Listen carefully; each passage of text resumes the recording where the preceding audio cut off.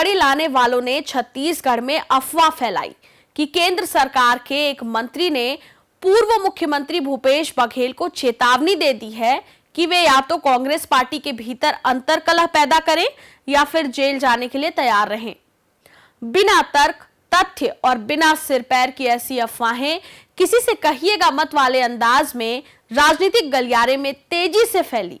लेकिन ठहरिए, भूपेश बघेल वाली बात जाने दें, लेकिन ऐन नगर निगम चुनाव से पहले छत्तीसगढ़ में कांग्रेस पार्टी के भीतर जो कलह मची है, उससे तो ऐसा लगता है जैसे कांग्रेस पार्टी में अंतर्कलह की सच में सुपारी ले ली गई है।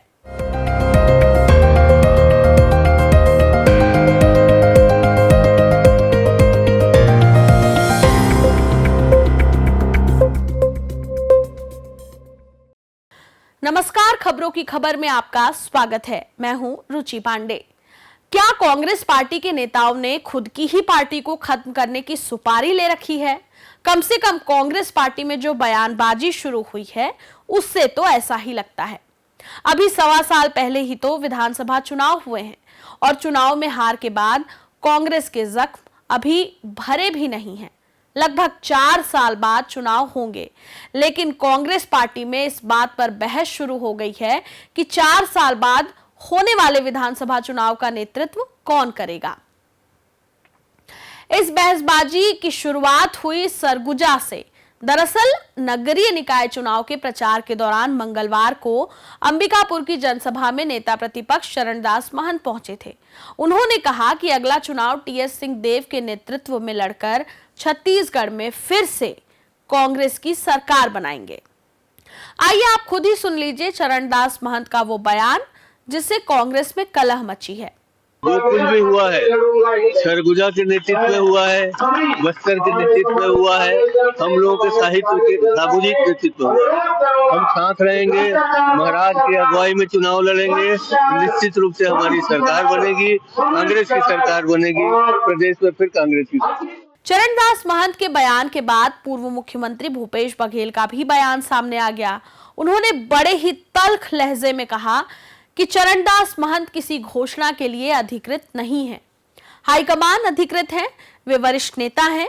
दिल्ली में उनकी मुलाकात वरिष्ठ नेताओं से होती रहती है, मगर ऐसी घोषणा पार्टी हाईकमान से ही होती है। आइए भूपेश बघेल को भी सुन लीजिए।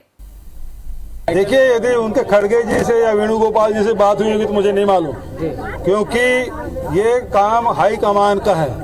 और उनकी यदि बात हुई होगी मान जी की, क्योंकि वो वरिष्ठ नेता हैं, वो जाते रहते हैं, यदि उनके तरफ से कहा गया कि आप इस प्रकार से घोषणा करने के लिए आपको अधिकृत करते हैं और उसके तहत वो किया होगा तो मुझे नहीं मालूम। नहीं तो मतलब प्रदेश में इस प्रकार से घोषणा करने को किसी का अधिकार नहीं है। इधर बीजेपी को भी कांग्रेस में लगी आग में घी डालने का मौका मिल ही गया। भाजपा प्रदेश अध्यक्ष किरण सिंहदेव ने इस पूरी बयानबाजी पर कहा कि आपसी खींचातान बाहर आ गई है। एक तरह से बघेल के नेतृत्व को महंत ने ठुकरा दिया है, जबकि अगले विधानसभा चुनाव में अभी 4 साल बचे हैं।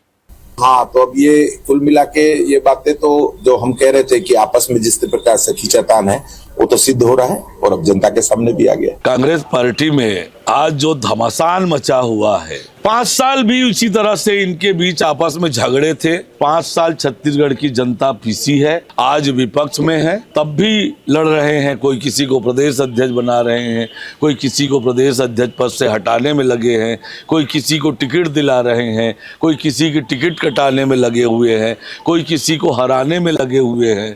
तो कांग्रेस पार्टी तो समाप्ति की ओर है और कांग्रेस के नेता आपस में लड़ रहे हैं। अच्छा है, लड़े। इधर भाजपा के कटाक्ष की भनक जैसे ही चरणदास महंत को लगी, उन्होंने अपना बयान ही बदल दिया और कहा कि उनके बयान को तोड़ मरोड़ कर प्रस्तुत किया जा रहा है। हमारे कांग्रेस के अध्यक्ष वर्तमान में जो दीपक बैज जी हैं वो भी हैं। नगर पालिका नगर निगम के जो इस क्षेत्र में है वहाँ तो टीएस सिंहदेव जी के नेतृत्व में ही चुनाव लड़ रहे हैं ना। जब लोकसभा विधानसभा के चुनाव होंगे, जब प्रदेश स्तरीय चुनाव होगा तो वो हमारे नेतृत्व के हिस्सा है, उनके नेतृत्व में चुनाव होगा। इधर अंबिकापुर से मनेंद्रगढ़ पहुंचते ही महंत ने पलटी मार ली।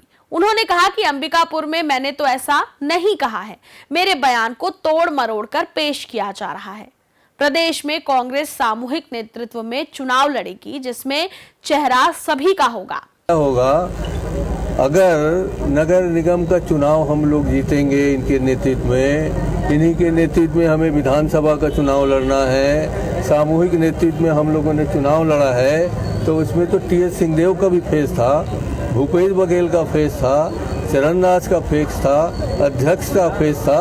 तो आप लोग किस तरह से उसको तोड़ मरोड़ के पेश करना चाहते हैं चुनावी सत्र? तो आखिर अंबिकापुर में ऐसा आपने क्या कह दिया? अंबिकापुर उनका क्षेत्र है।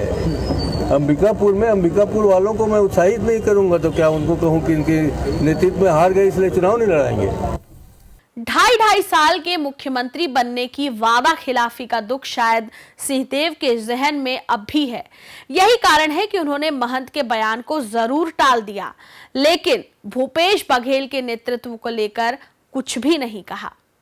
हम आप सब जानते हैं कि पार्टी का एक ढांचा है, एक स्ट्रक्चर है, और ये सब जो अति गंभीर जवाबदारियां हैं ये पार्टी हाई कमांड से आती हैं, पार्टी अध्यक्ष से आती हैं, खड़गे जी की तरफ से आती हैं। उनने जो भी कहा होगा लोकल स्तर की बात को लेके कहा होगा, और कोई भी तात्विक बात इसमें नहीं है। इस बात पे यही विराम लगनी चाहिए, अन्यथा ये बातें दूसरे नजरिए से देखे जाने लगती हैं।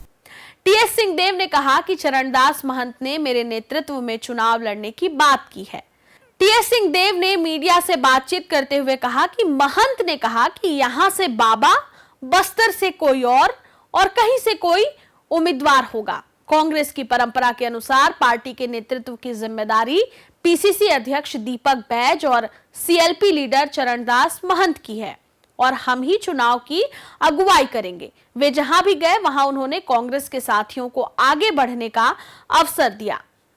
अगुवाई का और साथ में उन्होंने कहा कि यहाँ से बाबा, बस्तर से कोई और कहीं से कोई, उन्हें आप अगर उनके बयान को देखेंगे और नेतृत्व कौन करता है, कांग्रेस की जो परंपरा है उसमें पीसीसी प्रेसिडेंट जो भी दीपक बैज जी, सीएलपी लीडर जो भी चरणदास महंत, ये नेतृत्व कर हम लोग अगुवाई वाले अपने जगह आप लोग देखेंगे, जहाँ जा सकते हैं, जहाँ साथी हैं उनके पास जाके। कांग्रेस पार्टी के भीतर चरणदास महंत, भूपेश बघेल, टीएस सिंहदेव, दीपक बैज, मोहन मरकाम जैसे नेताओं के आपसी समीकरण कैसे हैं, यह किसी से छुपा हुआ नहीं है। लेकिन ऐन निकाय चुनाव के समय प्रदेश में पार्टी नेतृत्व को लेकर उठने वाला सवाल बताता है कि बात अभी दूर तलक जाएगी।